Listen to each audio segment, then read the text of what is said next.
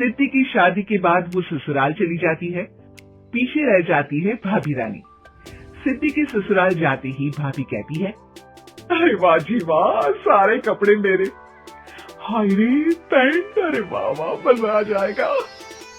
अरे ये सिद्धि की अलमारी के सामने खड़े होकर क्या बड़बड़ा रही है?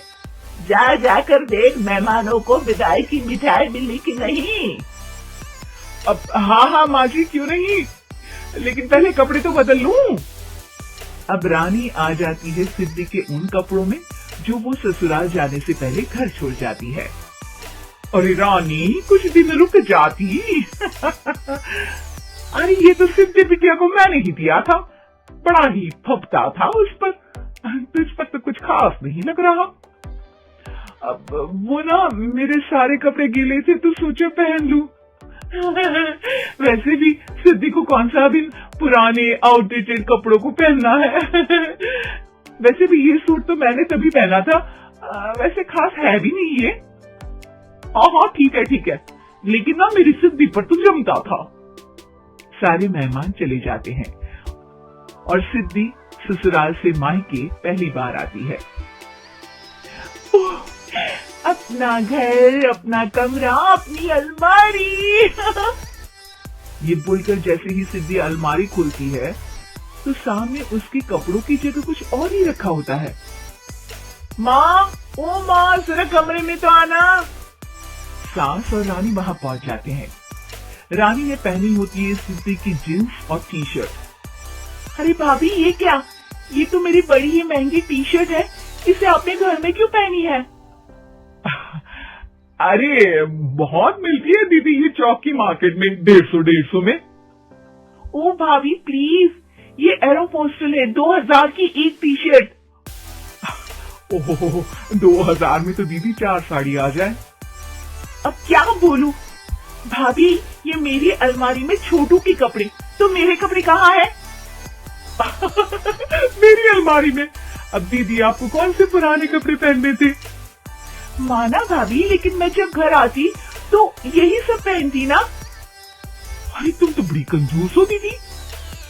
खैर, वक्त आता है जब सिद्धि ससुराल के लिए रवाना हो रही होती है। अरे रानी, अंदर से सिद्धि का गिफ्ट ले आ, लड़की पहली बार ससुराल से मायके आई है। रानी अंदर जाती है और एक सिंपल सी साड़ी लेकर बाहर आ जाती है। ये लीजिए माँ जी। सास बेटी को गिफ्ट देकर ससुराल भेजती है। अगले दिन रानी एक सुंदर सी साड़ी पहनकर सामने आती है। अरे रानी, ये तो वो साड़ी है जो मैंने सिद्धि को देने के लिए दी थी जब वो ससुराल ले जाती, लेकिन ये तूने कैसे पहन ली?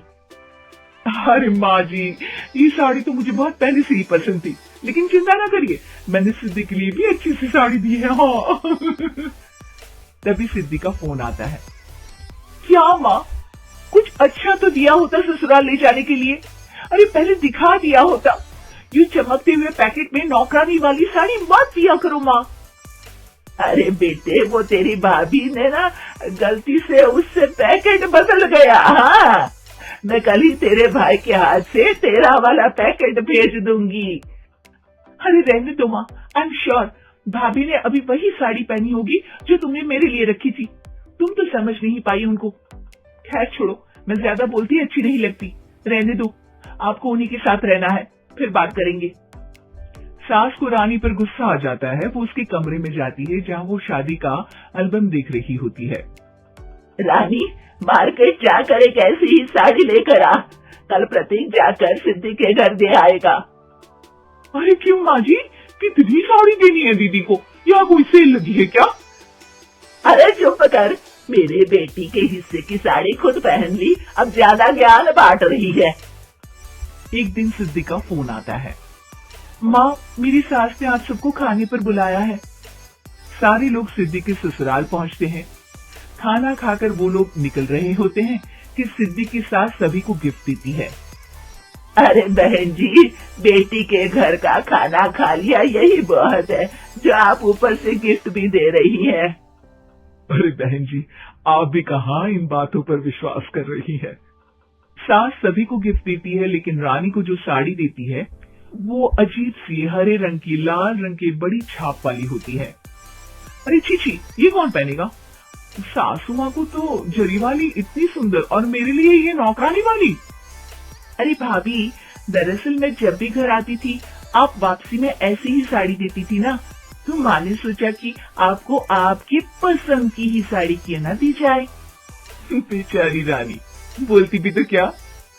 सिद्धि और सास रानी का चेहरा देखकर हंसने लगती है, तो रानी समझ जाती है कि अपने ही बिछाए जाल में वो फंस चुकी है।